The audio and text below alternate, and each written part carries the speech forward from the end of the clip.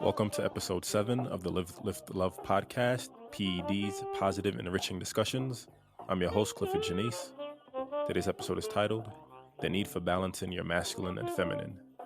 You can find me on IG and Twitter at Gold's Conditioning, and you can listen to the Live, Lift, Love podcast on SoundCloud, Google Play, Apple Podcast, Spotify, Google Podcast, and YouTube. Be sure to like, subscribe, share, and if you visit the Live, Lift, Love podcast on the Gold's Conditioning website, please be sure to leave a comment. So back here for episode 7, I'm excited to, have this momentum, being more committed and being able to have guests and doing this podcast more frequently. Today I have a, old friend from maybe 2005, I'd say. Her name is Vanessa Seta Ducato, and she will correct me if I'm wrong, and I'll bring her in right now. Hey, Vanessa. Hey, Clifford. How are you? I'm doing good. Did I get the last name right? I've been practicing all day. You got it eventually at the end. Yeah, Seta Ducato. That works. Seta Ducato. Got it. Okay. How's it going today? Good. How about you? How are you? Doing pretty good. The sun is setting in Denver. Nice sunny day today. Went for a run, so today's closing out pretty well. Nice. Yeah, we're getting that golden hour here in LA. We're just a little. What is that? An hour behind you? So yeah, the sun will be setting here too soon. And it was cool. 2005. I can't believe it. It's been 15 years. It's crazy to think about it. So there's some pretext. We went to college together. You okay with sharing the name? I don't know. Yeah. Oh yeah. So University of Bridgeport in Connecticut, and we actually met because you were roommates with a woman I knew from elementary school, which was crazy. Who I hadn't seen for probably like 15 to 10 years. So yeah, we met through that mutual acquaintance, and I think you said you left Bridgeport after the first year. I did, yeah. I left after the first year. I ended up going to Hofstra right after that. But I loved Bridgeport, and I loved my roommate, your friend from Brooklyn. It was such a cool community of people. It was a fun time. Yeah, definitely.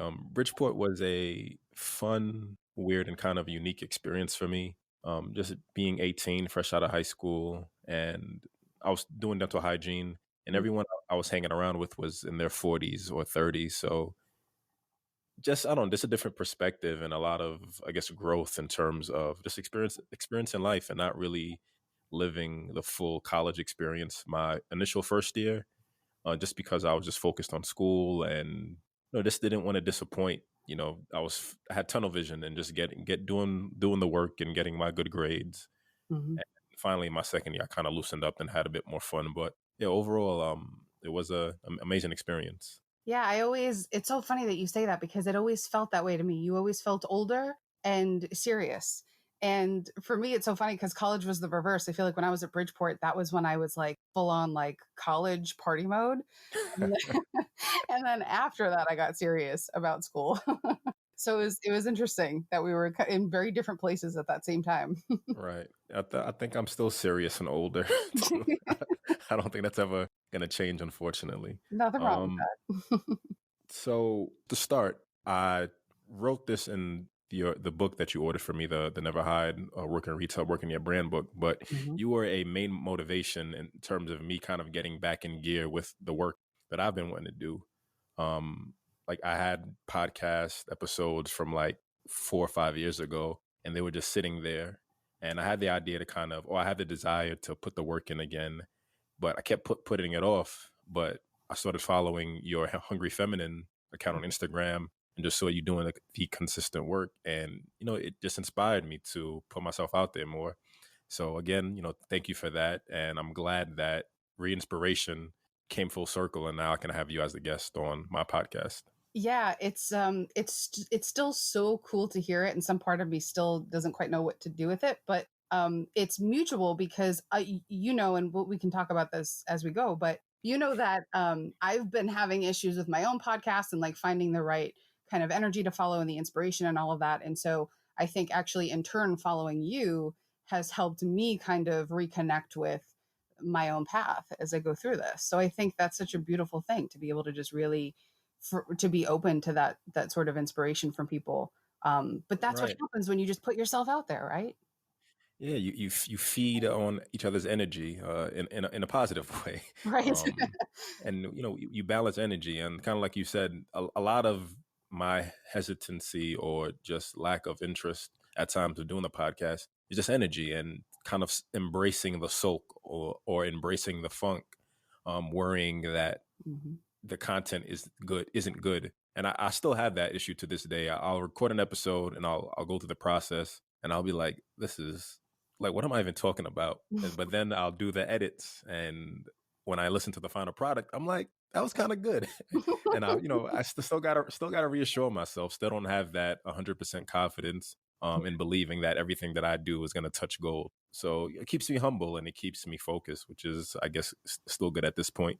Yeah, totally. And likewise, and I have found that the thing that helps me, because when I record podcast episodes, I too am like, this makes no sense. This is just me rambling. Like, who's Right, gonna right. know what to do with this, right? So I will wait a couple of days and then listen to it again, like having completely forgotten about it.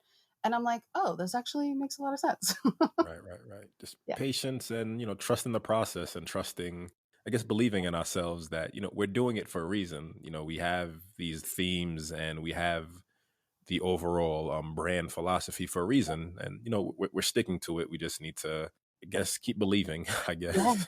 Yeah. And neither one of us are particularly narcissistic people. So I know that that's like not the thing that's driving this. It really is about the philosophy, the ideology behind what we're trying to share with people.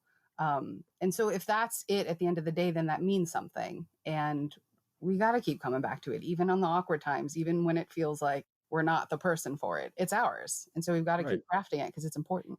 Yeah. I mean, I think there's a bit of narcissism. And I think the idea of, I guess, personal development or the desire to kind of guide people, I think there's a bit of arrogance in terms of thinking that we know best, but we back it up with our experiences and by being vulnerable and being honest and being forthright. So it's not coming from a place where we're just talking down to the audience. It's a place of building and guiding and sharing our experiences that have led us to think we're competent in guiding people, and it works. It really does. Yeah, I mean, a little healthy narcissism is needed, Right. especially if you're going to put yourself as like the name and the face behind something, for sure. But it's not the Absolutely. thing that puts us to sleep at night. I don't go to sleep thinking I wrote a good blog post on the Hungry Feminine and people are going to think that I'm amazing. It's like, no, like I put out something that's maybe meaningful. It's meaningful to me. And so if Right. it's meaningful to me, it might be meaningful to somebody else. And that's Absolutely. cool, you know? Yeah. Yeah. So with that, let's transition into the idea of the hungry feminine. I'm really interested. I listened to a few of your episodes these past couple of days just to kind of become more refamiliarized with the hungry feminine. But again, I just want to for my listeners, I want to share your story and what kind of led to the hungry feminine and you kind of building your brand, and I guess being a content creator in the information age. Yeah, which is ever evolving. Right. Yeah, so I think what's so interesting, and I'm having sort of a visceral reaction to this right now as I realize this, is I didn't know this, certainly at the time, but the Hungry Feminine really did start back when I was at the University of Bridgeport. And it technically didn't start until many, many years later when I was in graduate school, trying to figure out what I was going to write for my thesis. But the story that kept coming back to me as I was trying to figure out what was important to me from a psychological perspective, because that's what I was getting my master's in, was psychology. It was like, what is the thing about myself that I still haven't quite figured out that would be worth writing about, so that I can both figure that out and also share that and be vulnerable and sort of let that breathe as maybe a tool for other people. And so what I had ended up deciding to write my thesis on was my long history of having an eating disorder that I never realized. I never named it that. I never recognized that I was engaging in those patterns. But going to school for psychology and having all of this information in front of me really allowed me to contextualize my experiences up until that point. And the year that I spent at Bridgeport was really significant for me in terms of recognizing the ways in which my eating disorder was controlling my life and the impacts that it had on me. And it was that they always say that when you start college, you're either going to like gain 15 pounds or lose 15 pounds, right? Like that's like a sort Right. of urban legend, although I think it's actually pretty true. And for me, I lost so much weight my first year of college that it far surpassed 15 pounds. And in hindsight, I kind of had to look at that and figure out why that was. And I knew a lot of the behaviors that had led me to that. I would say probably most of the time that you saw me at Bridgeport, I probably hadn't eaten anything at all that day. And I was going through such strict periods of restriction. And that was because of stress. That was because of, not advocating for myself to find food at times when it might be difficult. Like if the cafe was closed and I didn't know where else Right. to go to get food, I just sort of accepted that as is. And those were the surface reasons that I was doing it. But the truth is that I had an eating disorder, and I was so curious about how I could have had this for so long and never realized the impacts that it was having on me. So that was where just the inquiry about this came about while I was in graduate school. And the particular school that I went to was very much about archetypes. It was very much about art and image and psychology, not so much about the clinical approach to psychology, but more about like a spiritual, depthy kind of like what's under the surface. What are the unconscious things present? And that was how I combined eating disorders and an unconscious exploration. And I ended up naming my thesis, The Hungry Feminine in a Patriarchal Gag Order, Binge Eating in American Women. Wow, I And like that. yeah, it's so powerful to people that the patriarchal gag order part really seems to like have an impact on people. And I don't say it with blame or like contempt for the patriarchy or like damn the man kind of thing, but just let's just have an honest conversation about who's making the rules here, about how we're supposed to act, what we're supposed to prioritize, how we're supposed to treat ourselves and treat each other. And it's not always explicit, but implicitly, what's living in the quote collective unconscious that's informing our decisions and our relationships with these things.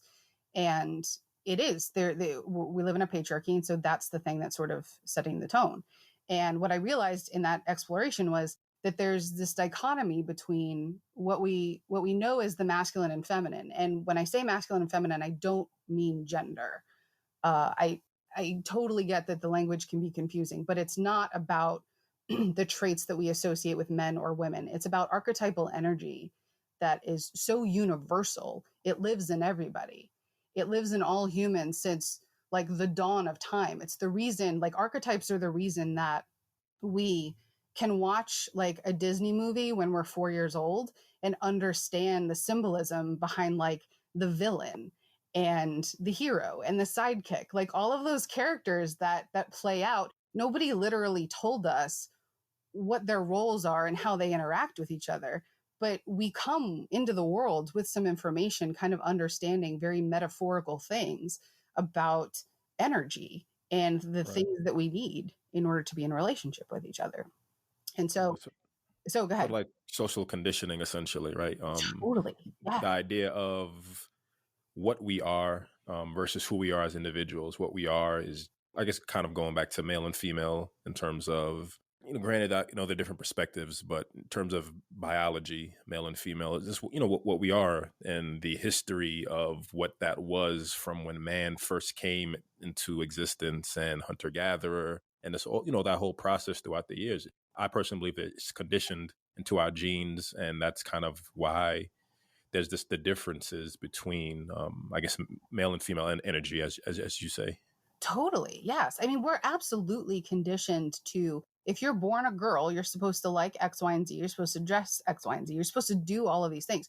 You're supposed to, I mean, I think like if you go into a toy store, you can see that because you see the toys that are marketed for little girls and the toys that are marketed for little boys. Right. And that's just a microcosm of it. But those are the implicit messages that we're getting on top of what we're already sort of born into the world, not knowing that we know. And so the masculine feminine is sort of like a yin yang kind of thing. It's sort of like, let's say, for instance, like masculine traits that are positive are like structure and taking action and providing for yourself and for your family and protecting yourself and your family. And all of these things that are actually very, very positive.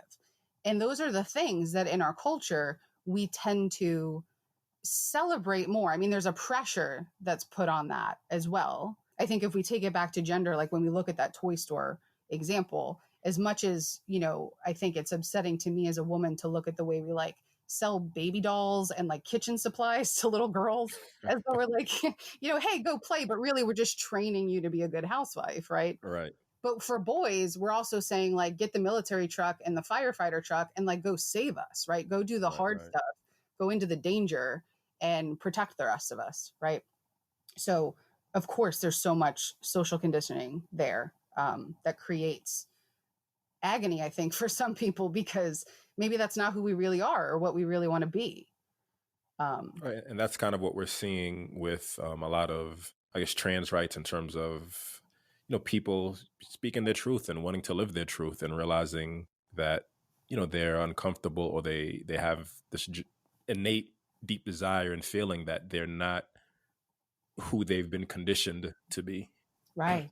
Right. Absolutely. And part of the then like social stigma that they face on top of it is this, what seems to me to be very, very, very unconscious, although I think it's becoming more conscious.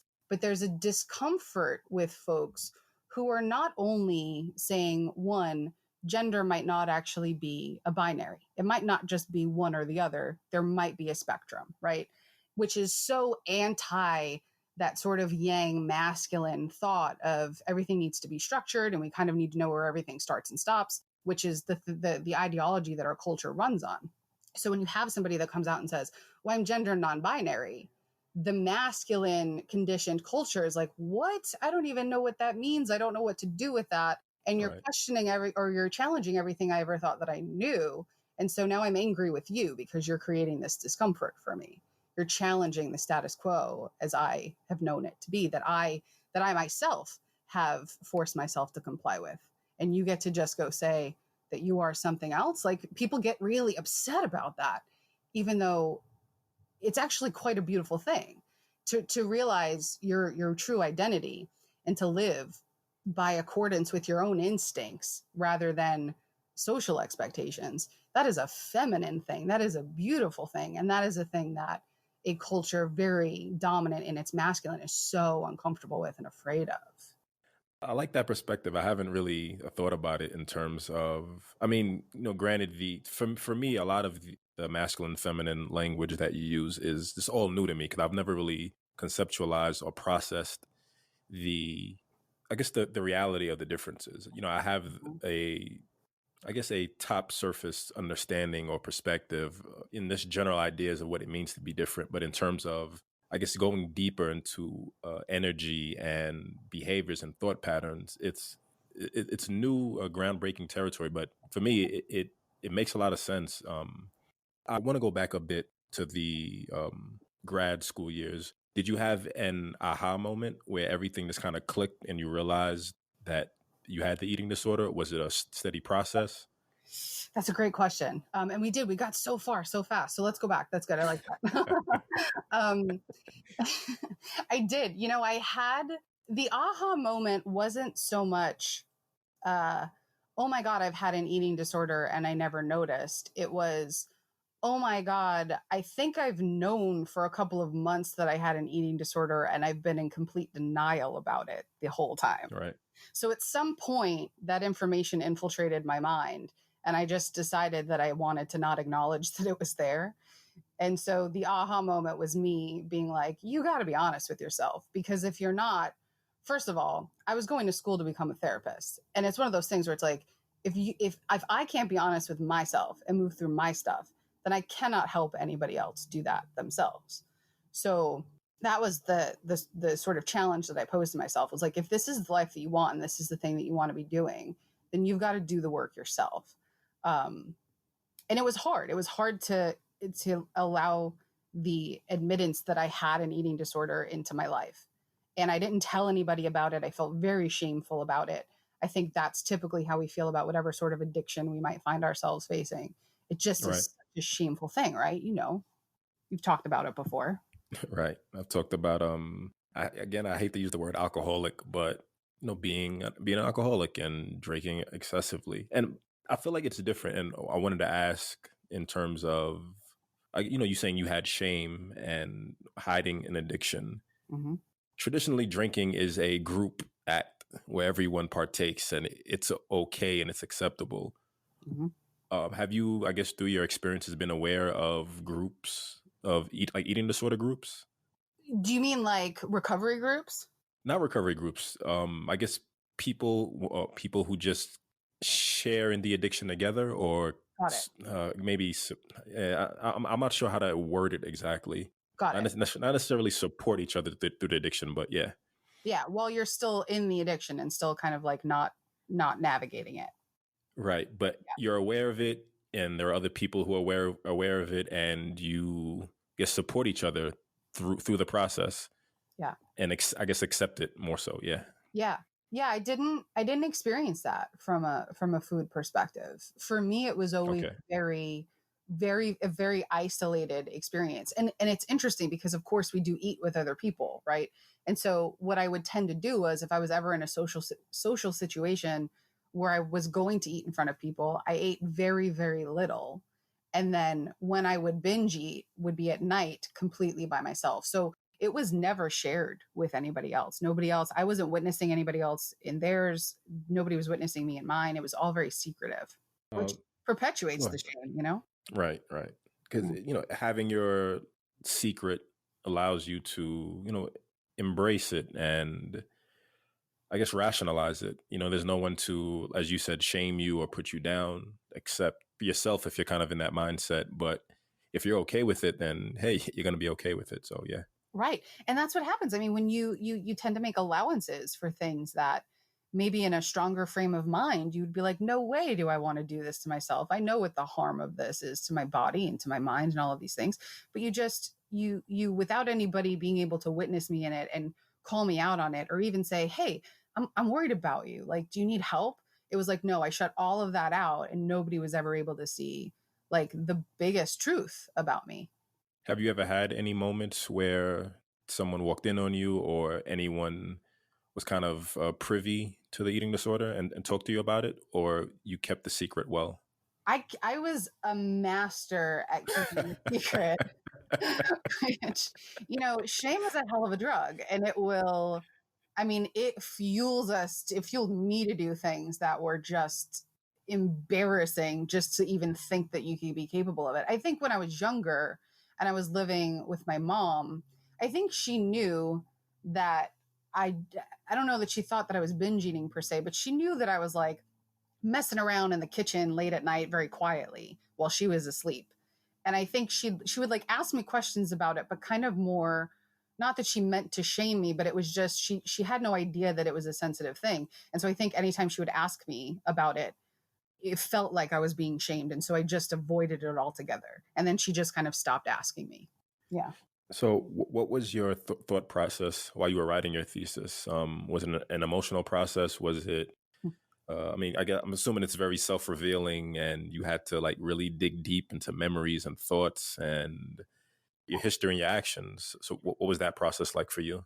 Yeah, it was, God, it started out like a nightmare. I mean, it was really like, and that's how I knew that I was on the right path because it hurt so damn much. And it was just so, I was doing a lot of research. Once I was able to find my topic, I could narrow down my research. And so I was finding very compassionate writings about people that struggle with eating disorders. And as I was understanding the depths of it, I was able to be kinder to myself. And then I was able to kind of start slowly telling people kind of like one at a time. I would tell one friend and one friend. But the beginning of it was, I think I stopped writing my thesis about 10 times. I think it was like, nope, I'm going to change my topic. Nope, I'm going to go back. No, I'm going to change my topic. No, I'm going to go back. Because that's, and it's really funny because, and I say this to clients who are struggling, if maybe they're using like the 12 steps to help them in whatever recovery that they have. It's like the first step is admitting that you have a problem. The thing is we think we're going to get to step 1 and then we're going to go right back to step 2. But the truth is we're going to go to 1 and then we're going to go back down to 0 and then we're going to go to 1 Right. and then 0. Right. And that's just the dance that we do. And that's okay. So long as you do eventually keep moving. Right. And then I feel like once the momentum picked up and I started feeling a little bit more comfortable telling people, because I was really outing myself. And I felt very vulnerable sharing meals with people that knew that I had an eating disorder, because I felt like, oh my God, are they watching everything that I'm doing? And like, this is just awful. But I was telling people that were very loving and supportive. And so I was able to kill a little bit of that shame, because they met me in my vulnerability and they loved me regardless of the thing that I felt was like the most horrible thing about me that I ever could have imagined. So it became a beautiful thing. It definitely did. I mean, fast forward to everything you're doing now, beauty comes from chaos, right? Mm-hmm. It sure does. And I don't know what else there is other than chaos. That's sort of the standard place, Right. The Live, Lift, Love podcast is sponsored by Reaching Toward Your Light, microdosing on life to self-heal from your 3 trauma triggers. A mental awareness and self-help memoir centered on healing from isolation, trauma, and limited ideologies sparked by personal, social, and spiritual trauma triggers. Learn more at reachingtowardyourlight.com.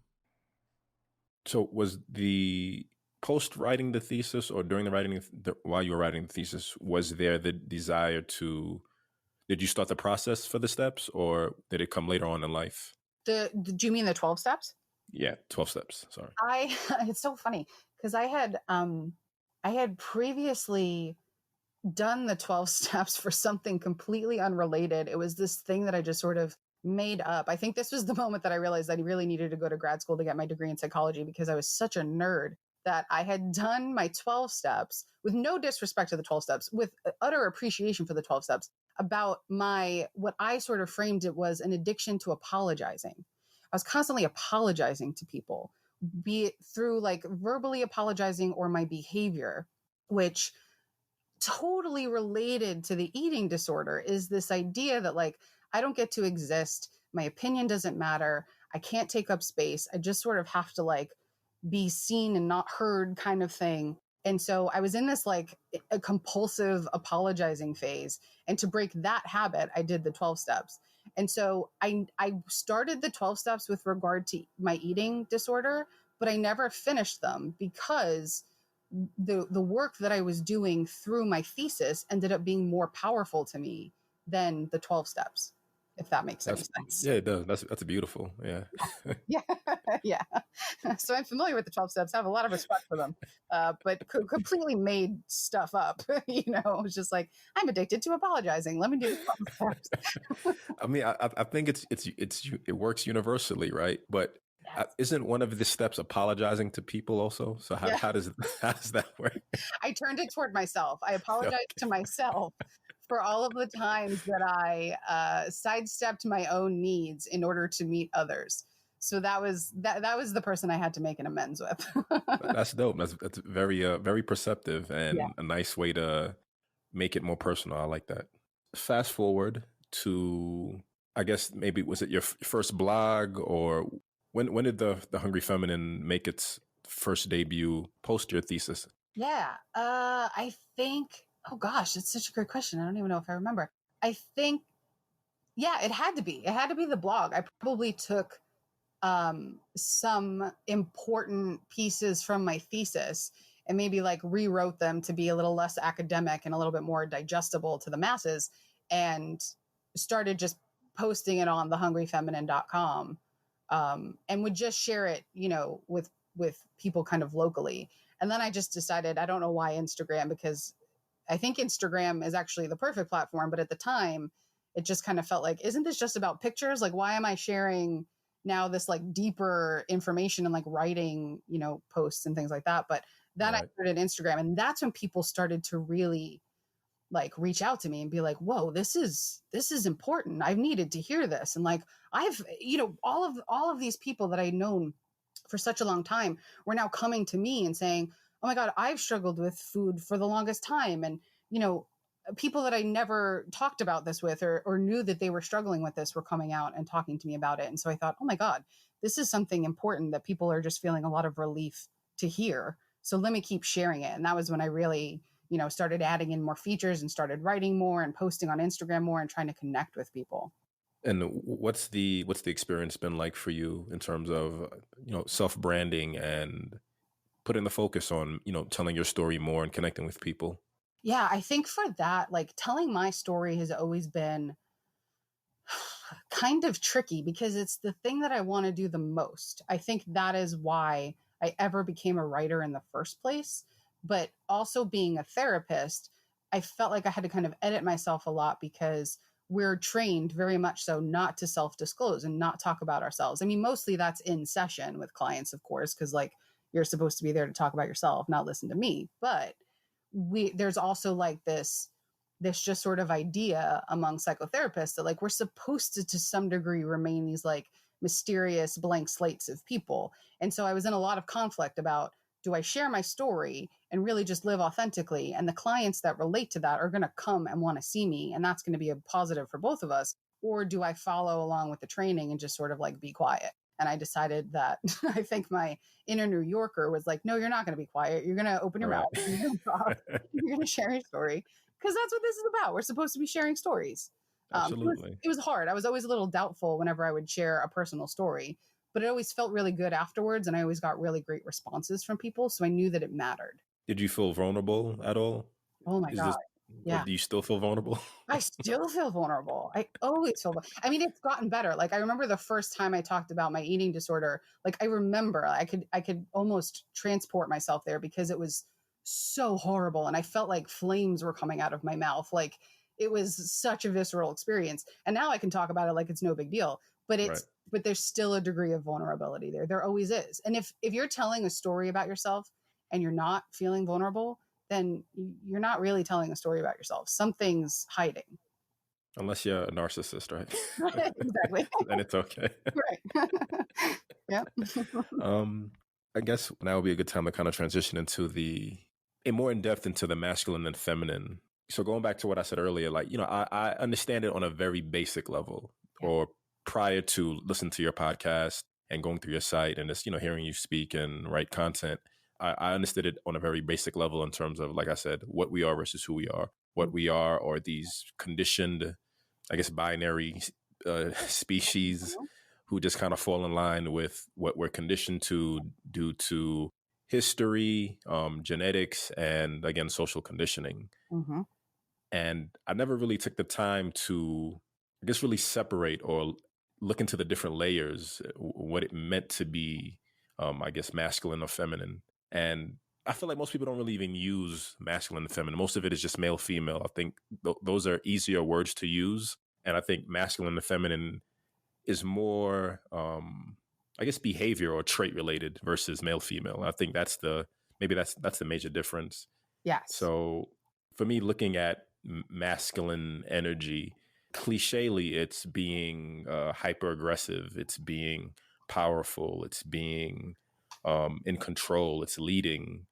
And on the flip side, the feminine energy, again, being conditioned, is more softer, more emotion filled. I feel like those are the, I guess, I don't want to say negative traits, because there's nothing wrong with being soft, right? There's nothing wrong with being, having emotions. It's important. But while listening to your podcast, I started thinking about balance in terms of my life. And one thing that really drew me to your podcast. So I actually initially, me as a male, reading the name or the title, The Hungry Feminine, I automatically think the content isn't for me. Now, although I consider myself a feminist in the most basic sense of, I believe in fairness for all people, regardless of anything. I believe in fairness. So, again, reading Hungry Feminine, I think it's not for me. But I know, number one, I know you, so I want to support you, so I'm going to listen. So listening to the episode and listening to the content and hearing you like really dig deep into understanding masculine and feminine and understanding balance, it helped me understand myself a lot easier. And I think because I'm an objectivist, so that allows me to tap into both because it isn't about, since I have preconceived notions or since I'm conditioned to believe a certain way or live a certain way, then that's what I go with. For me, being an objectivist means that I just kind of focus on the matter at hand, and whatever feels right to me or whatever makes sense to me allows me to react and respond. And I Mm, think the yin yang balance of the masculine and feminine is very innate in me, and I think that's what allows me to kind of um, I guess be more open and be perceptive and be responsive.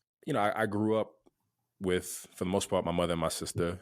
mhm, My father was around, but he wasn't actively involved in raising me and being there for me. So while listening to your episode and your podcast, I thought about that, and I thought, maybe having all that feminine energy growing up is what allowed me to kind of be a fair and just person, because I mm, still have my innate masculine energy of, like I said, power and energy and hypermasculinity and all these other things. But there's this worldly awareness that allows me to kind of step back.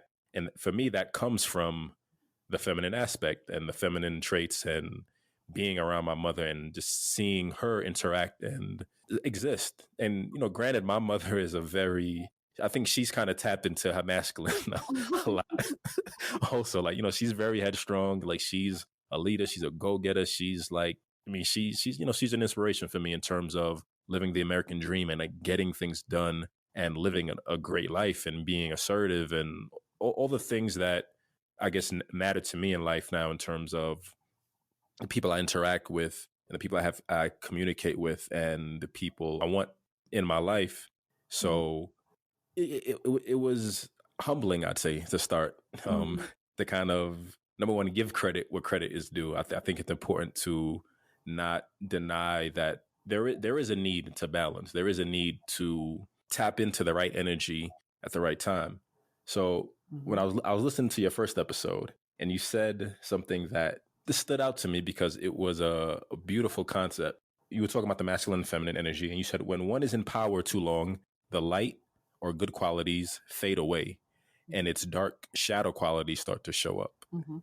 So could you get into that a little bit more? Yeah, absolutely. The Live, Lift, Love podcast is sponsored by the Black Excellence Shop. Shop our Black Excellence calendar, journal, and bundle at blackexcellencedaily.com and download the Black Excellence Daily app for Android and iOS. Learn, journal, inspire. blackexcellencedaily.com. God, and there were so many questions that I had to what you were saying, but I guess we'll just keep it moving because I'm not your therapist. Not that I Well, want to therapize you, but I was just so curious about it. you can, it's fine. Well, so I guess my question, like your mom, I mean, she probably had to take on a very masculine, like really exert her masculine traits for survival, which I feel like is a lot of what ends up happening for people. And I don't mean survival necessarily like crisis mode, but just like how do I take care of my family? How do I make sure that everybody's needs are met in a world that is very driven by capitalism and action and productivity and doing all of these things? So she probably really had to do that in order to keep up. But was she nurturing with you? Like, did you also feel a feminine side from her? Uh, this is a, a very great question because I'm very much aware and trying to understand my emotional staleness. Oh my God, um, I love that. and it's, I mean, it's always been an issue, but again, this is just me off of memory. I think back to my childhood. I feel like I had an amazing childhood in terms of everything. Preteen was just great. I was loved, lots of love and affection. But once I hit my teenage years, right? Mm, And again, I think this kind of ties in with the masculine feminine aspect. The general saying that a woman can't raise a man. mm, And I don't want to say I believe in that 100%, but I do think there are limitations in what a man can teach a young girl and what a woman can teach a young boy. I think yeah, that's a reality. yeah. So for me, becoming a teenager and, hormones, puberty, and all that stuff, all this energy and all this awareness is coming out. Mm-hmm. Me and my mom's had my mother rather, excuse me. I mean, I could say moms, Good. it's comfortable. Me and my mom's had a huge, it started a transition of our falling out because I guess me being, this is again, a new thought as we're having this conversation. I guess me being more in tuned with masculine and feminine and having that maybe innately in me since I was younger. I mean, I feel like I've always kind of been an objectivist and I've always been fair growing up. I started to see her biases or her unfair ways. And granted, I understand that she's a parent, and there's a need for it, but I wouldn't accept it. Certain things weren't right. For me, right is right. We started communicating less. We were always at ends and arguing a lot. Mm. And it started the transition of, me feeling, I guess, kind of alone or like the black sheep of my family, because again, it's mostly just my mother and my sister. And again, my father wasn't as active as I wanted, or he could be. I don't know what the exact wording would be, but being a male, a growing male, and having this desire to have male conversations. And I'll also add that I grew up watching TV a lot, so seeing these, like watching Family Matters, watching the Cosby Show, and seeing these family structures, I longed for that a lot growing up, and I started being resentful and angry at what our situation was. I mentioned in, I believe, episode 3 that my biological father passed when I was like 2.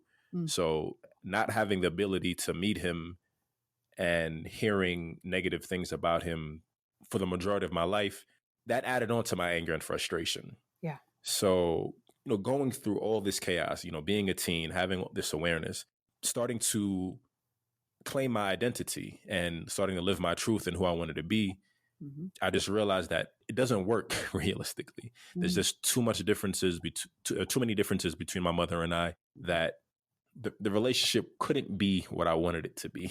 Yeah. And even to this day, it's still kind of like that. And these past 8 years, I've been moving in and out of New York. I lived in Miami, went to Argentina, lived in LA, went down to Virginia to stay with my sister, and now I'm in Denver. And whenever I go back home, it's like things have never changed. It's the same tension, same arguments, same conversations, and just my general feeling of not being heard and not being, I guess, valued. Yeah. And I understand the reason for it. My mother's an immigrant, so she has different values. She has different perspectives. Growing up, I wanted to be a dentist. Right? I went to Bridgeport for dental hygiene school. So once I graduated and transitioned into doing sociology as a major, she got it, but she didn't really get it, because being a dentist is more prestigious. It's something to talk about. Being I tried to explain like being a psychologist to her, because that was something I wanted to do at a point. And I was like, I just talk. My basic definition was I just talk to people and they tell me about their problems and I help them. And she was like, okay. She wasn't that interested. Right. So, over the years, whenever I'm not home, we get along because we're not in each other's spaces. There's nothing to fight and argue about. But the minute, like, I went back home for a week earlier, like maybe 2 weeks ago, and this tension, like, it's just bound to happen. It's just always going to be there. So as I get older, I see, and for me, it's fortunate and unfortunate. I see some of the traits that I dislike about her becoming a part of me. So that's why I've kind of been on this mental focus of like, how do I become different? How do I find more emotion to exert through life? Yeah. It's bound to happen. We're bound to see our parents in us at one point, and we have those oh shit moments of like, no. Right. Yeah. Well, it sounds like it was tough for her. Where is she from? She's from Haiti, right? Yeah, she's from Haiti. Yeah. So there's probably, I mean, just probably being an immigrant alone, trying to assimilate to this culture, which is so different from the Haitian culture here in America, right? It's like and I think that goes back to like my point earlier about like survival for her. Like she probably needed to be that way, not only because of how she was raised and the values that she got from her family, but then trying to come here and like make space for her family in this country that I'm sure was not an easy thing to do. But in that, And I think that this is what ends up happening, is that when the masculine takes over so much, it's comforting because it's predictable, it's structured. We know that A plus B equals C. There's no room for confusion there. The feminine is very confusing. It's very much that chaotic of like, I don't know how to measure this. I don't know how to, guarantee that I'm getting success from this, because it's more about the feeling and the sensation and the unconsciousness of it. And so that was probably like an unsafe place for her to go. But for you, the impact was you weren't seen, and you weren't, your values weren't able to be met or appreciated by her. And so that created a divide between you, which makes sense. And it sounds like you followed your instincts to just handle the relationship the best way that you could handle it. Right. And a new thought that came to me probably maybe last month, kind of tying into masculine energy, having her husband murdered, right? Like, again, like you were saying, you have to like really put yourself out there. You have to assert yourself. You have to take charge and you have to provide the balance that your children need to let them know that they're comforted rather, and that there's security in life, because again, that's the traditional conditioned male role. So yeah, that makes sense. Exactly.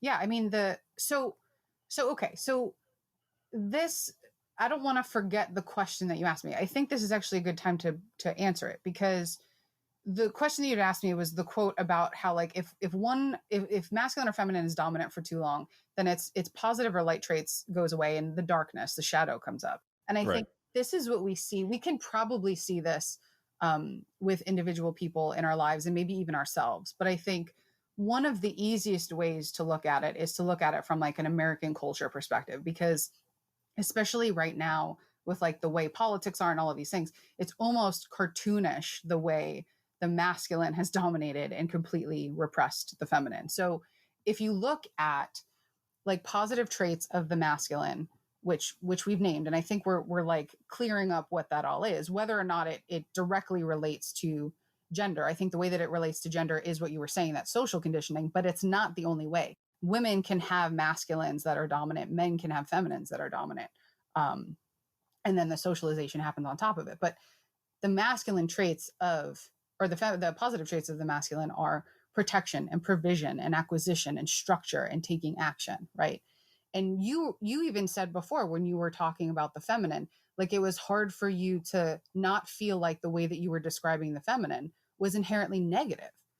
And that's the way that our culture kind of looks at the feminine, which is, if you are more emotional, if you are more concerned with like nurturance and connecting with people and being creative and using your imagination, and you're more kind of like inward instead of outward, and you're more concerned about like just being and maybe meditating or just taking a nature walk rather than like getting the job done. Those are all things that I love doing. right. Culturally, they're seen as negative. It's like, it's laughable, it's weak. Oh, you're being creative. What, you don't have anything better to do? Like, we have so many attacks that we place upon the positive feminine.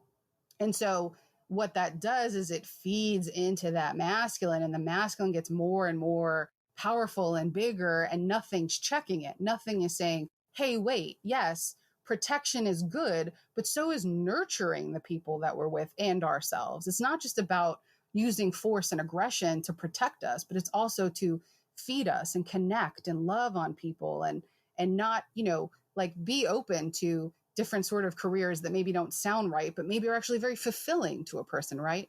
And so the masculine grows, and then its shadow starts to come into play, and then aggression and theft start to come in, then greed and war start to come in.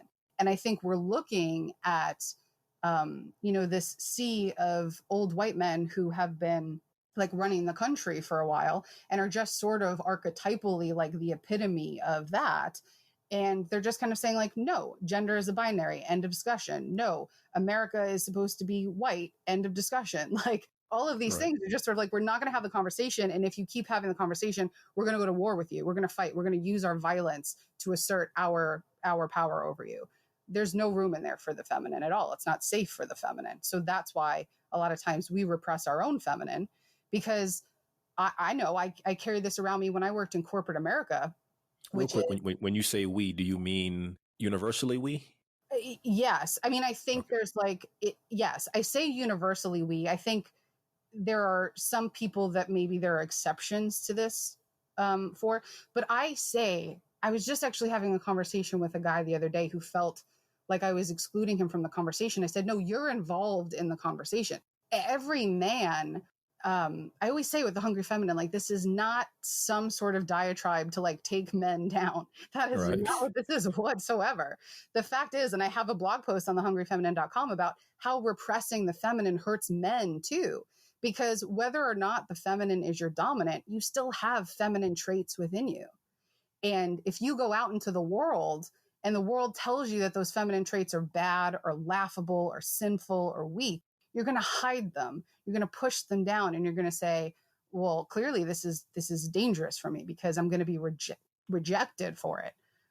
So then individually, we all cultivate our own masculine to allow us to keep making money and allow us to kind of keep going on with the status quo of the culture that we've built to keep up with the Joneses, so to speak. Right. That we forget about our own instincts and our own need to just like connect to community and nature and just like relax a little bit and not always have to work 80 hours a week and like, be super productive and all of these things. You know what I mean? So, just to be fair, I want to hear some of the dark qualities of the feminine, since we Yes, did you're the right. masculine already. You got to You're be right. fair. You're totally right. You're totally right. And I actually love talking about the shadow of the feminine because boy, oh boy, is it wicked. I will say that, like, did you ever see, I don't know if you watched the show. What was it called? Sharp Objects. It was on HBO.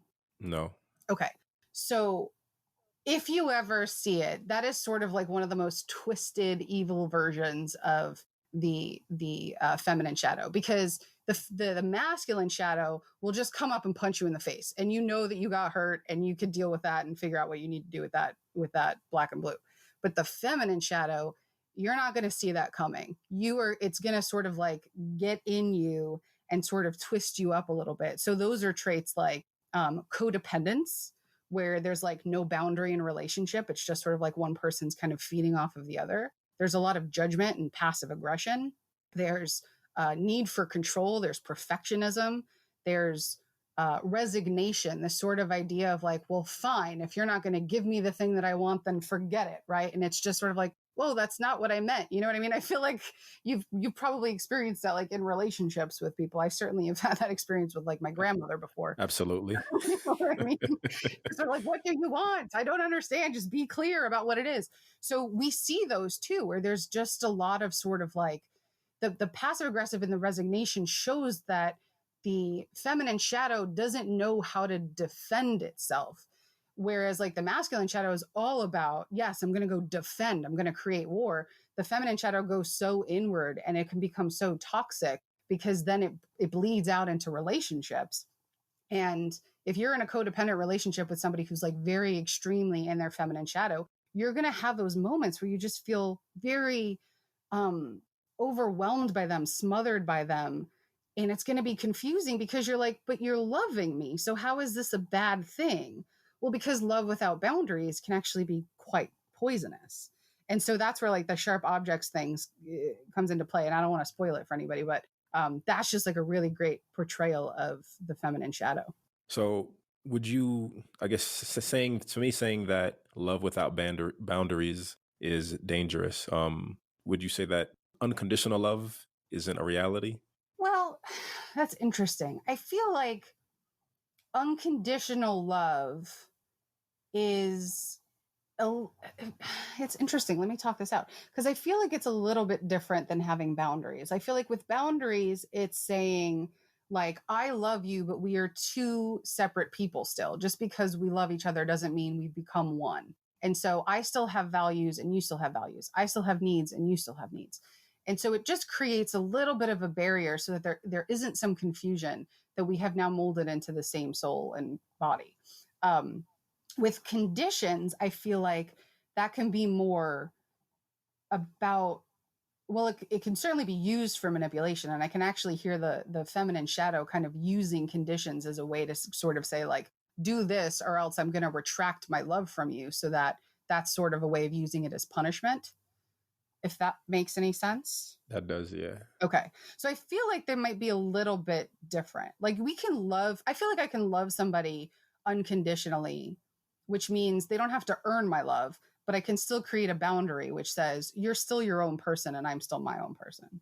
Okay, I get that. Yeah. So, what was your evolution in terms of understanding this energy or realizing it? Like for me, like I said, listening to you talk about it is what helped me really understand energy and past experiences, and allows me to kind of be present and aware of how I interact and communicate presently. But what was your what moments or what were the situations that allowed you to be aware and kind of define the masculine and feminine? Yeah, I think a lot of the research that I felt really privileged to do while I was writing my thesis gave me at least some language and some context in which to understand a lot of this. I was reading a lot of like Carl Jung, Joseph Campbell, Marion Woodman, all like, again, old white people that sort of like set the foundation for psychology as we know it, which is a whole other conversation. But they they wrote poetry about psychology, which was really what drew me to it. And so it gave me the language for it, which was helpful. But I think the embodiment of that, the integration of that for me came when I just realized at some point how much I was suffering and how much that suffering was working itself through my eating disorder. And I know, I know for a fact that I am so dominant in my feminine that I am like all emotions all the time. Like my logic tries. I give him a lot of credit, but he just can't break through that emotion sometimes, right? So I know that that's my weakness. It's also my strength.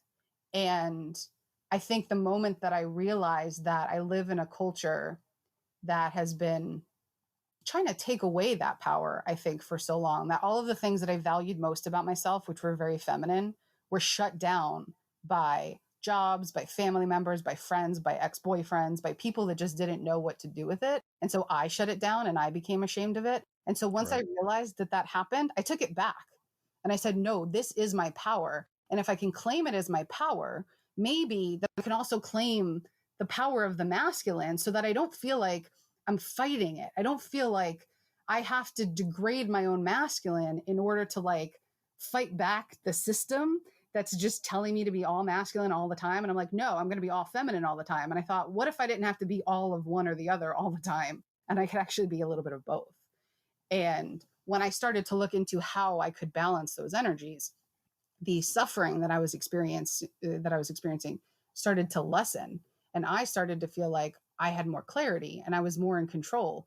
And I thought, oh my God, there really is something to this. It really is just that simple of naming it. And what were some of the things you started doing to, like, how do you process? You're in a moment, right? You're just existing in a moment. So, something catches you off guard or triggers you. How do you go through that transition of balancing? I guess which reaction or which what would be the general term for masculine and feminine? I guess which energy to Yeah. kind of delve into. Yeah. How do you process that? Yeah, so knowing myself and knowing that my default is feminine, it's like 99.9% of the time whenever something happens and I'm a little dysregulated or I need to like solve a problem, I know that I've gone into my feminine. Like I've hyper gone into my feminine. And like that's where I hide. That's fine. I totally get it, right? Knowing that is the key. Accepting that and being totally fine with that and not judging myself for that is the key, because then I can have sort of like real talk with myself in the moment where I will always pause. I mean, it took me a while to like build up that muscle memory to not be super reactive in a moment, but to just stop for a minute and take a breath and say, okay, like I will talk to my feminine. I will say, okay, feminine, you are running amok right now. And that is not helping the situation at all. So I will call on my masculine and personifying them. I probably sound crazy because I'm like talking to the energies within me, but like personifying them actually helps a lot because Right. it brings them both into the moment and then they can have a conversation with each other. And then so I can say, masculine, I need you to come in here and apply some logic to the situation. We need some help containing all of the emotion that's coming up because I can't make a clear decision if all I'm doing is like emoting just like bananas all over the place. So I start to think, okay, I'm going to get organized about my thoughts. I'm going to start to look for, how do I identify the problem so that I can start maybe searching for solutions? Maybe I'm going to ask for help, because I know that if I stay in this by myself, I might spiral and I might only have my one perspective. So I'm going to get really trapped in the weeds here and not be able to move forward. So I start to call on all of these little exercises to help ignite my masculine, so that at least, even though the feminine is still going to probably be driving the car, at least he's the co-pilot and putting the GPS on and like trying to make sure that we're going in the right direction. Right. If that makes sense. Yeah. You know, when you were talking about personifying and talking to your feminine and masculine, I thought about old TV shows where they would have the devil and the angel on each shoulder. And that's kind of what it is essentially, right? That like the devil would be the masculine telling you just, do whatever you want. It's, the world is yours for the taking. And the angel is your feminine telling you, do what's right, do what's good, follow your heart. That's so funny. I love that. I love that. And I would even say that like neither one of them has to be like good or bad, but yeah, they are just sort of, they have very different perspectives on things. So Right. I mean, I feel like I had this experience with something as simple as like, I got a flat tire, and immediately my feminine went into like, oh my God, how could this happen? What am I going to do? It went into like, like, I wish that I could go back and make this never happen. Like, and my masculine's like, that's not going to help in the situation right now. You know what I Right. mean? So like, let's start thinking logically about who you need to call or what you need to do to prop the thing up. And like, it's okay that you're upset, but don't just act from upsetness, because then you stay stuck there and nothing ever gets better. So yeah, allowing both of those kind of narratives and pieces of advice into the picture. I also drew my masculine and feminine, which was just sort of a weird exercise where like I came out of a dream and I thought, oh, I'm going to draw them. And that really helped personify them for me, because I know now when they're having a conversation with each other, I know what they look like, which helps really support this. Have you shared that photo? I have. Are they on the It hungryfeminine.com is, yeah. website? It's on the Hungry Okay. Feminine blog. Yeah. That's cool. I'm going to check it out. Yeah. Yeah. They're lovely. And once I met them, and like drew them, I like learned so much about them. And I was like, oh, these are my two guys. All right. This is interesting.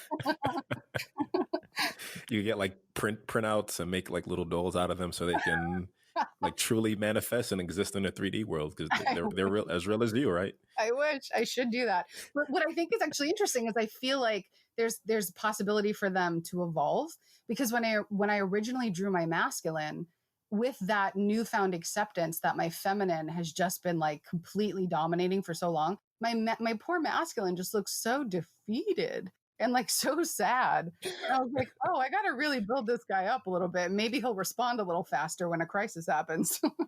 So when you were talking about, like, you used the car, for example, and the flat tire, Mm-hmm. and I guess just emoting and kind of reacting to the situation. Yeah. I think as a male, as a dominant masculine, my mind also goes into, rather not also, my mind goes into solution. I'm very solution based. As soon as something happens, like, I don't worry. I just like, how can I solve this? And being aware that the feminine, and I don't want to say reacting, and I don't mean it in a negative sense. I hope it doesn't come off as being negative, but being more inclined to, I guess, worry or process the situation. Mm-hmm. I'm aware that. So like, I guess more so I'm trying to say there's an awareness. So like, I'll use my mother, for example. Something happens, she worries, she complains, and I'm just sitting there like, okay, well, like, what's the solution? Right. And I get upset at the complaining versus finding a way to be active. And maybe if I was more in tuned or more receptive and if I acknowledged my feminine more in that moment, maybe I'd be more inclined to say, she's just tapping into her feminine. It's okay. Yeah. But I get upset, and I'm like, let's just solve it. Like, let's just solve it. Let's not worry. Let's not get riled up. Let's just figure out the solution. Right. Yes, that is it right there. And I'm so glad that you said that. And I do couples therapy a lot of the time. And so a lot of time I see that in the argument is like, there's a time and a place for both things.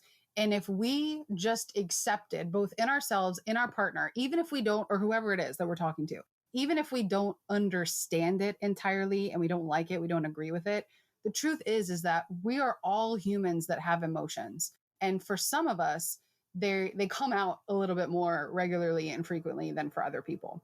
And that's okay.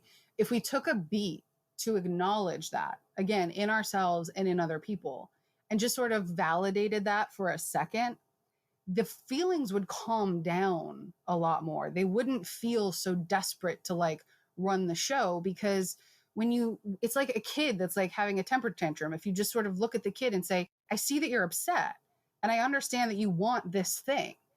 It's like maybe they still can't have the thing, but just sort of naming that they're a person in the room with feelings and desires, it gets them to engage with you a little bit more than if you were just screaming at them and telling them to like get over it, right? Right. So that moment of just, yes, there are feelings here. Maybe they're not mine and maybe I don't understand them, but let me validate the feelings, give them a second to breathe, and then say, okay, but how long are we going to sit in these feelings? Maybe it's time to use this emotion to put us into action, and let's figure out a solution, right? Oftentimes for me, so long as I validate my feelings and I let my feminine know that I've heard her, she'll move out of the way so that the masculine can come in and start making decisions.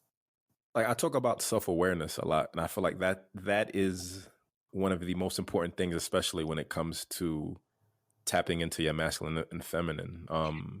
Because without, like, it's very much layered, and you saying that you've personified them and you have conversations with them, that's like or rather me saying you should make dolls out of them, that's third tier, right? Like, it's you're evolving the reality and the awareness of them, and having them, whether it's a physical space or whether it's a mental space in your head, it keeps you in the moment and allows you to, I guess, be honest. And I did an episode last week on authenticity. It allows you to be authentic and allows you to be real about who you are and what you want. Yeah. Yeah, and accept who you are and what you want, instead of feeling like you've got to resist it all the live long day. I feel like that for me, because my feminine was so powerful for me, but so weak to the culture, I spent so many years resisting the strength of my feminine and therefore who I am as a person. And that makes us mean. That makes us harmful to other people. That makes us get really angry with other people really quickly, because without our connection to ourselves and just sort of accepting ourselves for better or worse, or using that information to take ownership when our feelings come up, or have accountability for ourselves, we just start blaming other people when stuff gets weird. And that was like something that I was like, I can't do that anymore. I don't want to project that onto other people anymore. I'd rather just sort of face the hard truth of myself. And now I proudly carry it around with myself. I'm just sort of like, hey man, I am who I am. I got here for a reason. It's worked so far. I'll always have room to improve, but I'm not going to fight myself anymore. I'm going to be aware, and I'm going to be mindful, and I'm going to own my stuff when it comes up. So what does a world look like to you where everyone has the awareness of masculine and feminine and taps into it at the right time? Or not even that. I guess that they're just aware of it. They don't reject it. What does that world look like to you? That world to me looks a lot more accepting of things that otherwise make it uncomfortable. And so that's a world where people in marginalized communities are no longer marginalized.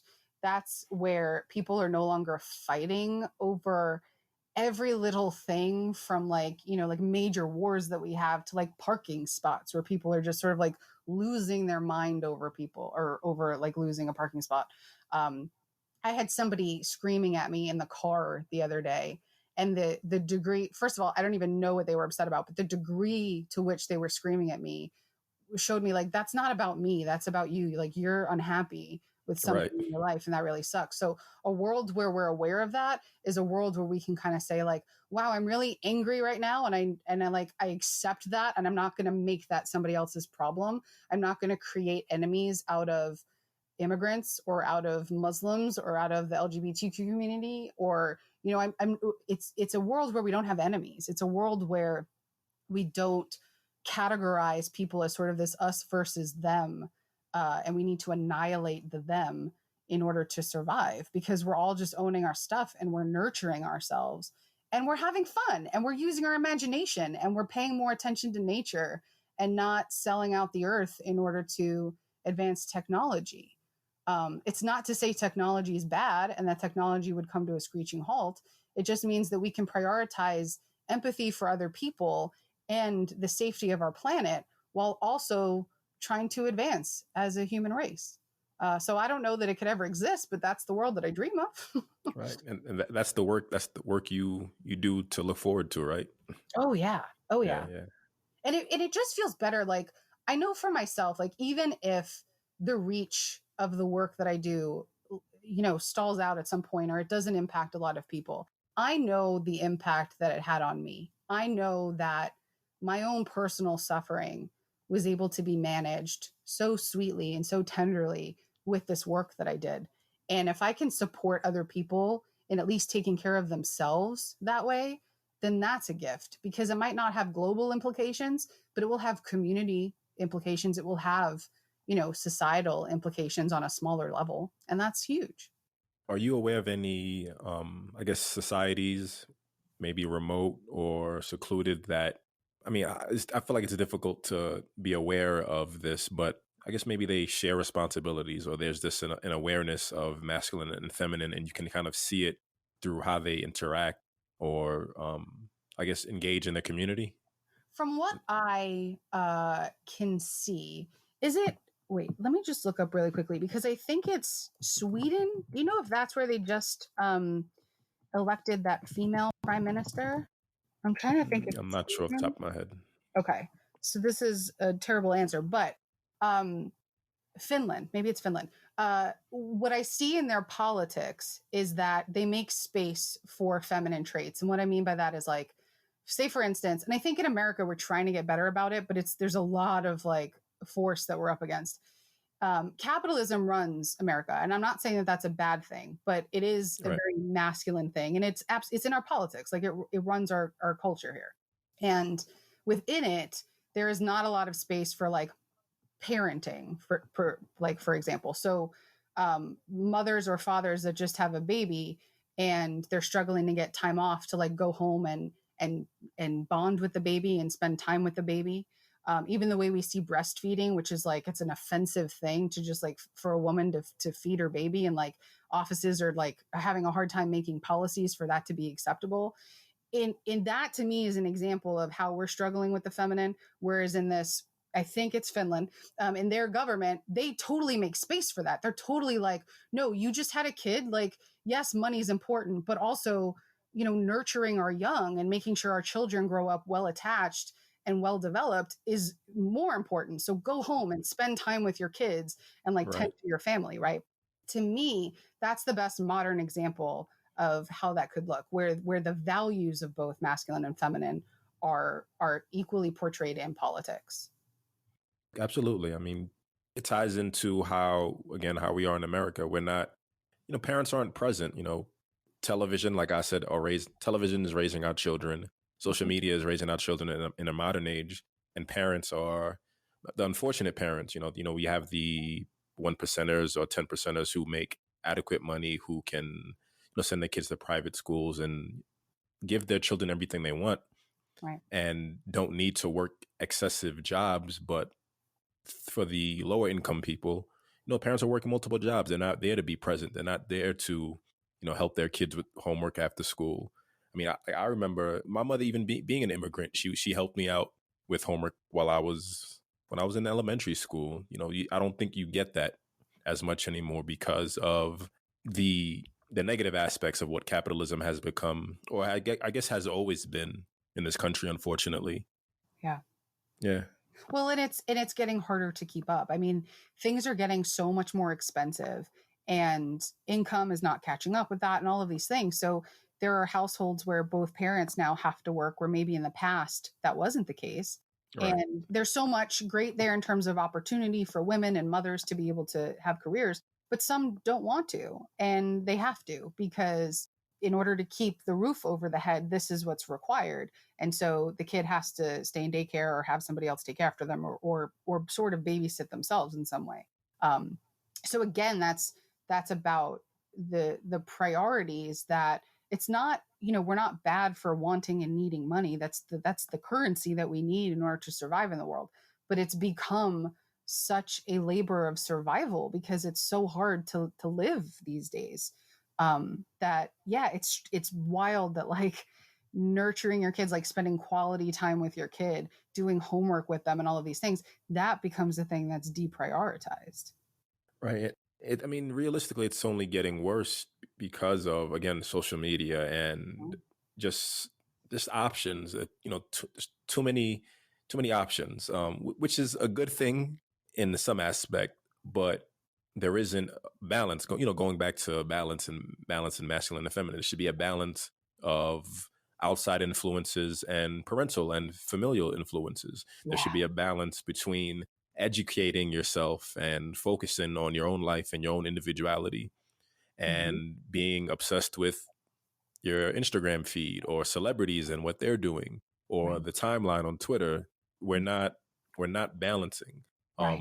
I posted a quote from your podcast from episode 10, I believe. Mm-hmm. I just want to read it real quick because it was dope to me. Let me see. You wrote, addiction is as human as it gets, especially these days where we are so fundamentally disconnected from each other in the ways that matter the most. We're aching. We're aching in an age of anxiety, an age of depression, an age of discomfort, an age of distraction, and responsively, an age of instant gratification, an age of fear for our future. We all turn to something to comfort us through this chaos. And the less aware we are, the more compulsively we do it. And the more we ignore the consequences of it, the more we wiggle up the spectrum of addiction. And that's perspective. That's the reality. We're all, not we're all, we're being conditioned to be addicted to all these endless options, right? You're addicted to all these streaming services, right? Like I talked about Disney, when Disney Plus came out, and just the reality of like literally every Disney movie that ever came out is at your disposal. And it's for what you don't need it. Like it's great to have options. It's great to have the freedom, but realistically, it's not real freedom. It's conditioned freedom, because again, it's Disney's set programming that they want you to view, and then capitalism allows you to go to Netflix and go to Hulu and CBS and NBC, and every company is doing it now. And that's the flip side on, I guess, TV programming. But people are watching TV on their phones. But then you go to social media, there's Snapchat, there's Instagram, there's Facebook, there's TikTok. There's always something new. There's always some new contraption of an app looking to keep you engaged and on your screen.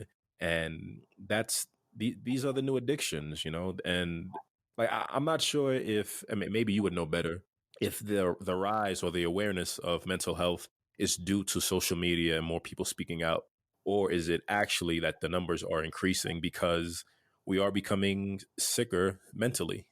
Yeah, it's a good question that I ask myself constantly, especially when I see so many young clients in session who are experiencing like severe depression and anxiety. And I'm just sort of like, where is this coming from? Not to say that I wasn't depressed when I was 13. I think that was around the time that I started to experience depression myself. So it's not completely, I think there is some degree of like exposure. We're seeing it now in a way that we never saw it before, which is normalizing the conversation, which then brings more people into the conversation. But I think it would be a mistake to say that it's one or the other, because if we look at the way that we are, social media, I think even TV and all the streaming services that you were talking about, it creates an illusion of connection. I noticed I went through a very strange period of time where I was watching Desus and Mero on Showtime. I was watching it like non-stop. I watched every episode like 4 times. And I was like, why do I keep watching? I've seen this episode. Why do I keep watching it? And then I thought, oh my God, there's some part of me that thinks they're my friends. You know what I mean? Like, Right, right, right. they're especially their format of show, because they're just sort of goofing off and doing whatever they're doing. But like, some part of me felt connected to them because they're just these two guys making jokes and laughing and being silly. And I can connect with them through my TV screen, but I'm not actually connecting to anybody. It's not a fulfilling mutual relationship, right? So I think we experience that on Twitter. I think we experience that on YouTube, on all sorts of things where we feel like, you know, as human beings, we are social. So we want to connect to things, but we're not actually connecting to people. We're connecting to the illusions. And so we're still suffering. And then we go and engage in whatever addiction we're engaged in, because it's so goddamn uncomfortable to need to connect to somebody and not know how to do it in real life. The delusion of inclusion. Yes. And what you consider that, you know, social media allows us to connect with, you know, literally anyone on the planet who has a device. Mm-hmm. So there are, let's say 7 billion people you can possibly connect with. Mm-hmm. And I mean, and I'll use myself as an example. You know, I create content and I put the content out, and you always want more. I always want more numbers. I always want more conversions. I always want more page views, because there's so much possibility, and there's a two layer emotion to that. There's the innate initial feeling of, you know, it's not as good as it could be because more people aren't connecting with it. Mm. And then the next step, the rationalizing aspect, I guess, or the masculine energy aspect of it is, I just need to do more. Like, how do I get this in front of more people? It's not that, like, it exists, sure, but who's gonna think to Google Live, Lift, Love podcast? Like, it's not realistic. I have a personal responsibility to do the work, the consistent work rather, to get my content out there and connect with people. Mm-hmm. But I think not enough people, again, going back to the masculine and feminine, they're just not getting enough likes on a picture, right? Like, you post an Instagram picture and let's say you have 1,000 followers and you only get 30 likes. I think people, you know, you feel a type of way about that. You feel rejected. Social media conditions people to, I think, have this constant fear or awareness of rejection, because the response or the reaction or the acknowledgement of the content you posted isn't what you want it to be, or isn't what you expect it to be. So yeah, I definitely see it. Yeah, making people depressed or sad or feeling like they're not part of, I guess, a community or a full community. Yeah. And think about, I mean, it's such a great point that you bring up. And think about, like, in the olden days before social media, back when we knew each other at Bridgeport, you couldn't get rejected that easily. You could get rejected, of course. That's just the nature of sort of like connecting with people and being vulnerable. You could always get rejected. But now you can get rejected like all day, every day, just based on a number of clicks. And it's so superficial that it's like we're constantly getting rejected. And then the moments that we're accepted are so fleeting, because again, that's not based on who we are and how we're connecting with people. It's, did the content that I put out resonate with somebody? Oh, it did. That's amazing.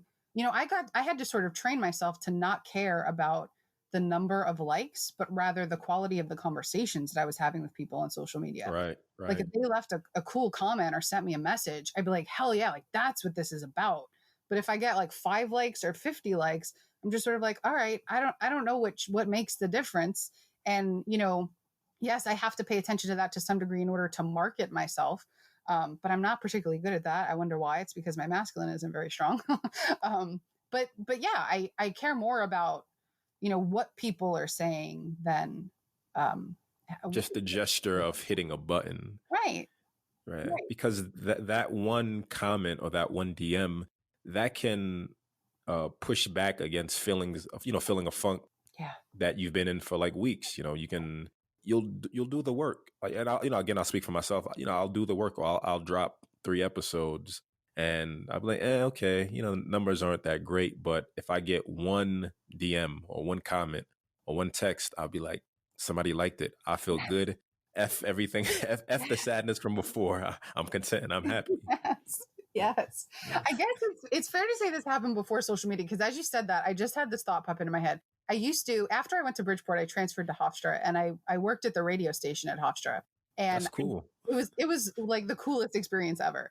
And I am like a night owl. So I would do a lot of overnight shifts because nobody else wanted to do them. So I would just like go on air and just play whatever I wanted and had a grand old time.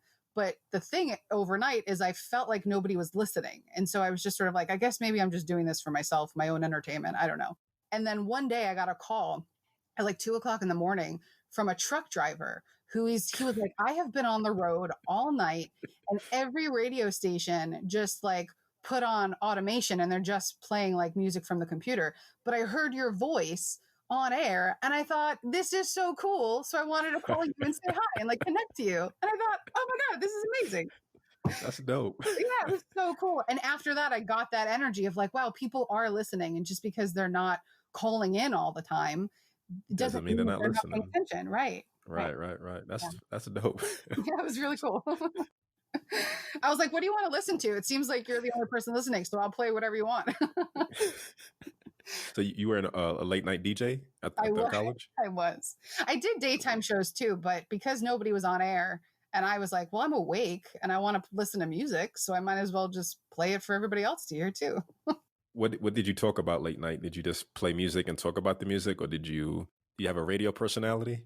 No, yeah, I think I mostly just talked about the music. I think at that point in my life, what I was most excited about was just sharing music, either like new music that maybe most people weren't listening to, because at that time I kind of listened to stuff that wasn't super popular, or like doing the deep cuts on like a Led Zeppelin album or something and just really being like, here's the stuff that radio never plays. Let's play that stuff. So I was like a real geek about just sharing music. And I think I was just really talking about that.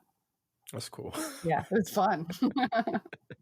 So going back into masculine and feminine energy, and granted, all of this has kind of intertwined with it. Yeah. But focusing on it as a main point, what are some suggestions you would give to people to maybe develop self-awareness or start the transition of understanding their masculine and feminine sides, what's more dominant, and learning how to bring a bit more balance into their life? Yeah. Yeah. So I think the best way to start is to just get an understanding for like what the different traits look like for each thing. And I actually have a table up. This isn't like a shameless plug, but it's just easier to see the visual. I have a table up at thehungryfeminine.com on my blog. I think the post is called Qualities of the Feminine and Masculine. And so if you're curious about just sort of seeing them in words, like on a screen, take a look at that. And my guess is like 99.9% of people are going to read that list and they're going to know exactly like, that's me. That's the thing that I do all the time. That's how I respond to things. And just like follow that instinct, because that's okay. You're not wrong. You're not bad if you're in one or the other, if you're in the light or in the shadow. We've got to remove judgment from ourselves, like as though we're doing something wrong when we start to uncover new things about ourselves. Because if we're really hard on ourselves, then we're never really going to get to know ourselves. We're always going to stay a secret because it's not going to feel safe to really connect to ourselves that way. So just start with curiosity and then notice in the moments. And if it's hard to do it in the moment, I always like to do like a Monday morning quarterback kind of thing where it's like, okay, I just reacted very ineffectively to something. So let me like look at the tape and see what happened. Okay, it was at that moment that my feminine got triggered and went ballistic, and then I kind of couldn't control things anymore, right? So that gives me the tool of awareness for the next time that it happens, so I can slow down a little bit. And you're not going to get it right the first time. You're probably not going to get it right the first 10 times. But the more you build up the muscle of just noticing when either your masculine or your feminine takes over the situation, the easier then it becomes to foster the other one and then call that one into the game and be like, listen, there's a huge imbalance here. And I can feel the imbalance because I'm suffering. I feel uncomfortable. I feel like I'm either so logical that I can't connect to people and I'm suppressing my emotions, or I'm so emotional that my problem-solving brain is like mush and I can't figure out how to get out of this. If you're in one state or the other, you're in an extreme. And I also have, because I think this could be helpful too, is just sort of like daily practices that people can do if they're finding that they're too much in excess of their feminine. So like for me, because I am in excess of my feminine and I own that, it is what it is.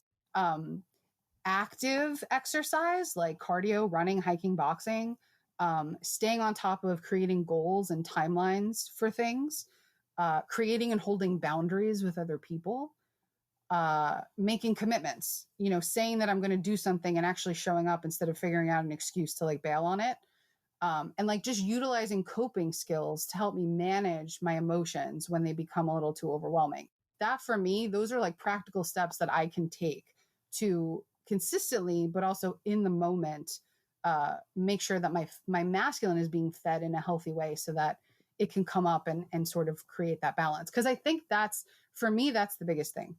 Everybody may find that they need to do this a little bit differently. And if you have a coach or a therapist or somebody that you feel like could support you through this discovery, like by all means, go for it.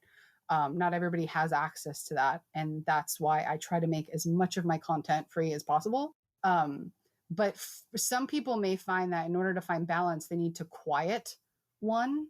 I find that I need to make louder the other one because my feminine's not going to shut up. I just know she's not, right?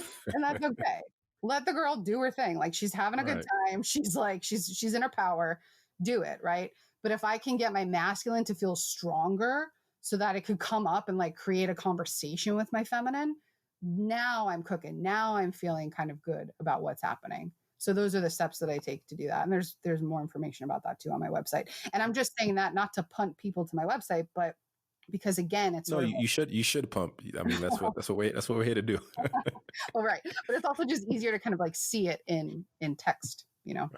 So I want to imagine also that being able to have conversations with yourself in order to bring out the right energy that you need for the moment when you're by yourself, it also kind of transitions into bringing it out when you're in situations with other people. How does that look like for you? And is it a easy transition? Does it take courage, or are there other things needed within yourself to kind of be able to bring out your masculine when you're dealing with people who are trying to suppress your feminine?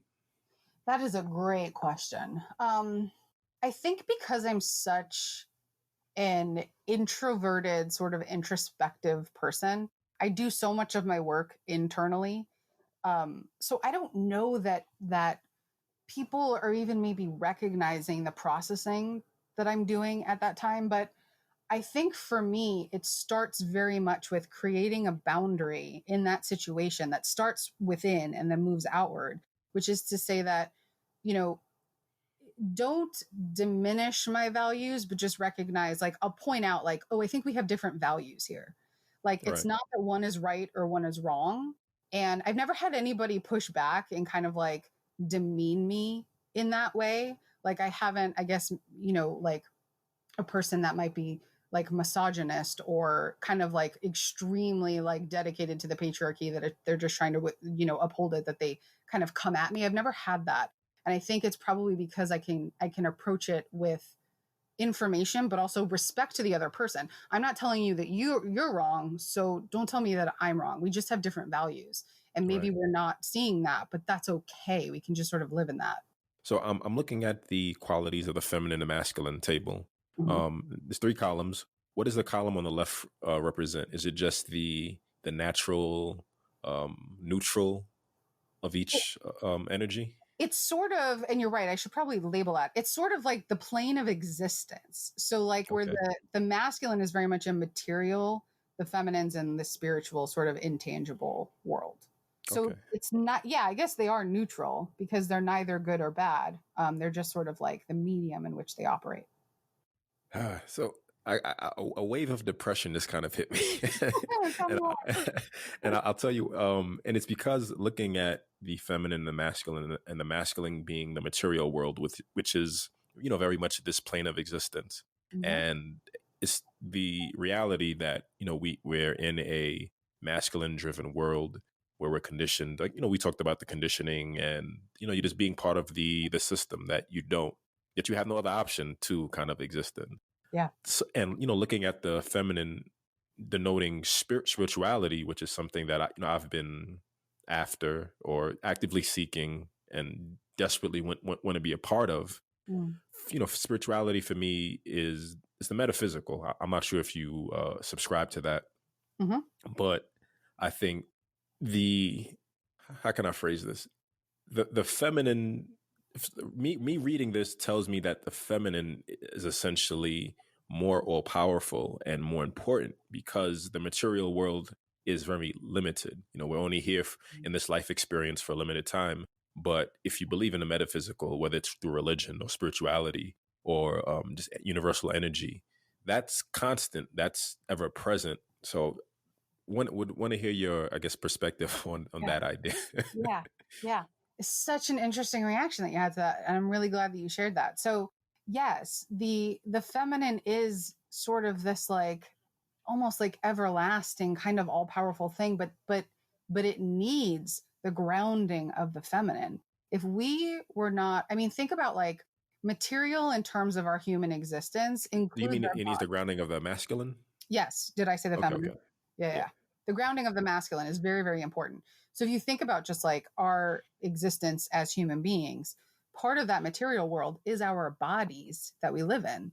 And we get so much from experiencing our lives through our bodies, all of the pleasure that we get to experience, all of the physical challenges that we can put ourselves through that give us like a sense of accomplishment, the acts of feeding ourselves and the act of like being able to facilitate conversation. If I didn't have a human body with a voice box and a mouth and all of these things, I wouldn't be able to communicate with you. So we might live in this spiritual world where maybe we're connected in some other way, but we can't connect. We can't quite, do what we're doing right now, certainly, right?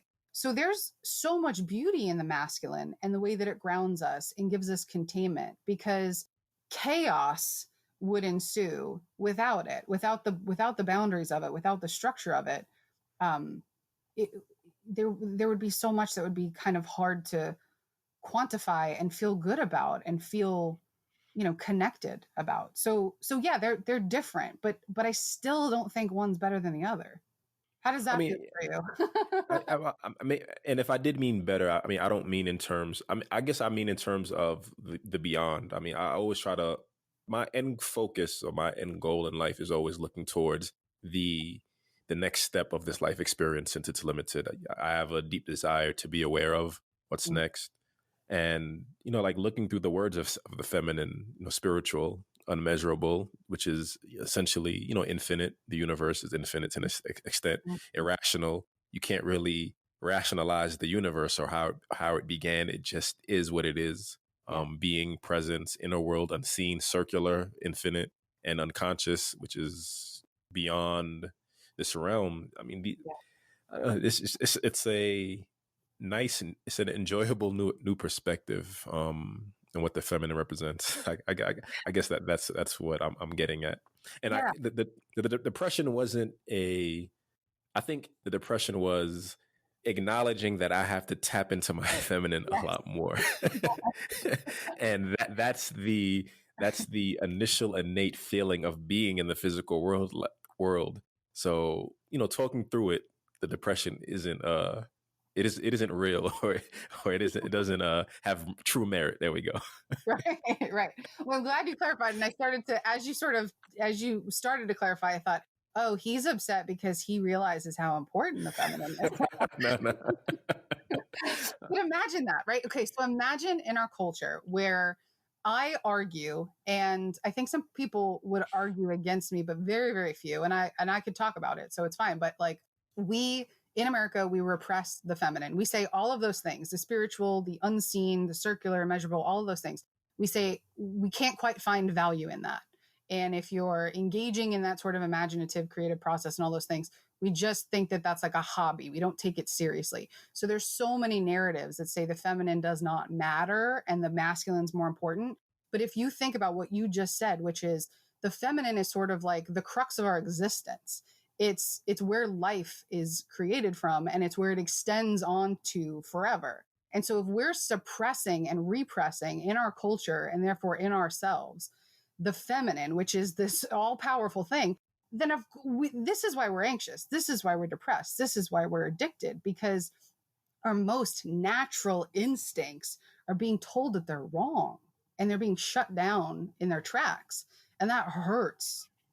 That hurts. Right. While you were saying that, I was thinking, I find it interesting that, we tell people to suppress the unconscious and the spiritual, Mhm. but religion is very much about spirituality, but we've turned religion into masculine energy. Mhm. Would you agree with that? I would. And I think that my relationship to religion is like, I think I always find it hard to talk about because I had an experience, like I was raised Catholic and I was involved in all of that stuff. And I Me had, too. it's an interesting little world for me to Yeah. have sort of grown up in. And I'm not Catholic anymore. So there's, some indication of how that went for me. And I don't have judgments against people that, follow religions, but for me, it actually wasn't about the incarnation that I experienced of Catholicism. It actually wasn't about spirituality. It was about the rules that were imparted upon a culture used for oppression, used to harm other people, not necessarily for this like self growth of just connect to something bigger than you. It's we're afraid of death. We don't know what's on the other side. So we're going to create all of these rules and follow them or don't. But if you don't, then you don't get to come with us. And I respect that to the degree that like there's a lot valid there, and death is scary, and knowing what happens after we die or not knowing what happens after we die is scary. So we want some community, we want some support, we want some answers. But I think that there is something that can be a little bit more limiting in the realm of religion, at least as I experienced it in Catholic Church in Staten Island, New York, where it didn't quite have the feminine. It was a very masculine experience for me. So outside of the shadow, what are some other dangers of rejecting the other aspect of energy? Well, I think that you end up just being very one-sided. Like, if you are all in your masculine, even if it's a healthy masculine, what you're missing out on is connecting to people in a very vulnerable way and tapping into your feelings, which may or may not be of value to you. But I think that our emotions, within, reason or within some containment, are beautiful things to experience. Um, our imagination is such a great tool that we're told that like we need to stop using when we're kids, but it's the thing that helps me personify my feminine and masculine and draw them and sort of be silly about it and not take it too seriously. It's the thing that even got me that insight in the first place. So you miss out on things. I think if you're too much in your feminine, first of all, living in this world is going to be really difficult for you because you're not going to be able to make money very easily. You're not going to be able to like stay on top of things and get where you want to go. If you're building a business, or if you're trying to tell your story, or if you're trying to create something that you want to share with people, you have to also include the masculine traits in it so that it can get done. Because if all you're doing is just being and imagining, then nothing ever turns into something tangible that can be shared. So you just miss out on things that can be really wonderful and beautiful. Right. So gonna wrap up this episode. Any final thoughts on your end? I always, this sounds like a little far-fetched, but I always like to throw this quote out there because I think it really um, solidifies the need for just this self-awareness, and like the balance is sort of like built into it. But Carl Jung, who is a psychiatrist and psychoanalyst back, I think like in the 20s, I forget when he was around. But he says, what irritates us about others can lead us to an understanding of ourselves. And I always think that's such an important thing to remember, is that when we're getting mad at people, when we're irritated with other people, it's not about the other person. It's that it's triggering something in us. And if we're able to compassionately, curiously look at that within ourselves, that's a moment where we can start to gain some of this awareness. And that's when we can start to get to know ourselves rather than just be mad at everybody else. So that's just always a note that I like to throw out there. Absolutely.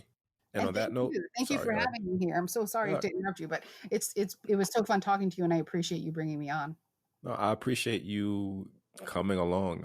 I told you I was disheartened by you pausing the podcast, but the episode you dropped, I think last week, or Yeah. earlier this week, it's holding me down. And you had some great quotables, so it makes up for it, right?